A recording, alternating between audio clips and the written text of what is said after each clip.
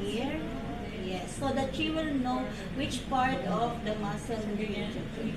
So from the 3 fingers, then 4 fingers. Hindi po mag-inject, ma'am? Yes. Kaya pala. Kaya pala ginagano. Yes. Not that the nurse is palpating, no. Ginaganyan nila. Totoo, akala lang ginagano yan. Yeah. Pinipit. Yeah, because she need to check. See, she need to see. This is the V sign. Yes, this is the deltoid. Okay? So this is the deltoid. Okay? So that's why the nurse is palpating. See, the V, this is the V sign. Put the V from here V, and 3 fingers down. Then you can give the injection. Oh. Yes.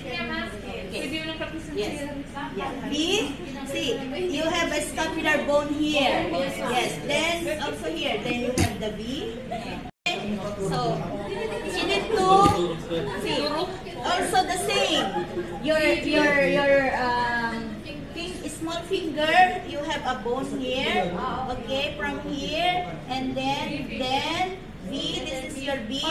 Okay, then grasp.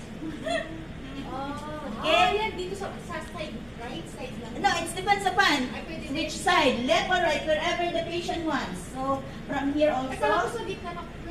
Then the V side. This is your V. Yeah, there. Yeah. Then grasp 3 fingers, then give the injection. Yeah, don't ma'am. Okay, here, see here, at the middle. See, you need to check the bone. The bone. Because, and you cannot give directly the IM injection. You need to, when you give the IM injection, you need to aspirate.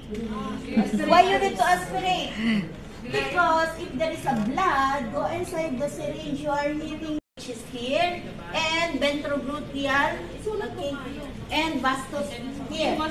Vastus lateralis is here.